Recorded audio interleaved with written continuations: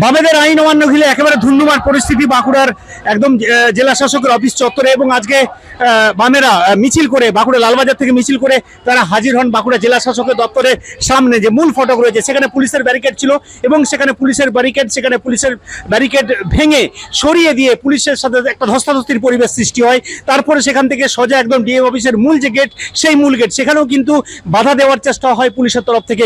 সেই বাধাকে টপকে জেলা শাসকের একদম অফিসের দপ্তরের একদম সামনে এসে বিক্ষোভ দেখাতে শুরু করেন বামেরা। এবং তাদের যেটা বক্তব্য, তারা একাধিক দাবি নিয়ে তারা আজকের এই আইন অমান্য করেছেন এবং রাজ্যের বিভিন্ন ধরনের যে পরিষেবাগুলো, সেই পরিষেবাগুলো দেওয়া হচ্ছে না এমন অভিযোগ করেছেন। এবং একগুচ্ছ দাবি নিয়ে, সেই দাবি আদায় নিয়েই মূলত তাদের আজকের এই আইন অমান্য আন্দোলন। আর এই আইন অমান্যকে ঘিরে একটা ধুন্ধুমার পরিস্থিতি সৃষ্টি হলো বাঁকুড়া জেলা শাসকের অফিস চত্বরে।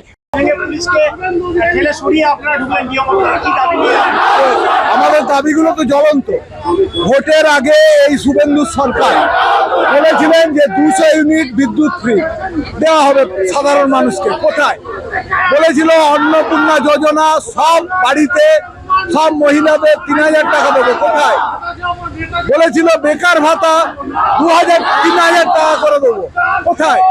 তাহলে এই সমস্ত কিছু কাজ হচ্ছে, 100 দিনের কাজ আছে। তার সাথে সাথে হচ্ছে যে কেন্দ্রীয় সরকার এই যে সমগ্র নীতি চালু করছে, কারখানায় খবর নিয়ে দেখুন 12 ঘন্টা করে কাজ করানো হচ্ছে।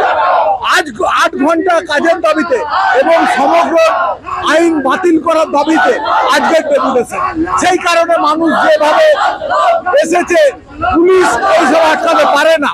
কারণ পুলিশ কেন, আমাদের যে রাজনৈতিক শক্তি আছে সারা ভারতবর্ষে, সেই শক্তি এক জায়গায় হলে দেখলেন তো কিছুদিন আগেই দিল্লিতে তারা হচ্ছে যে স্যারেন্ডার করতে বাধ্য হলো, শিক্ষা মন্ত্রীকে পদত্যাগ করতে হলো।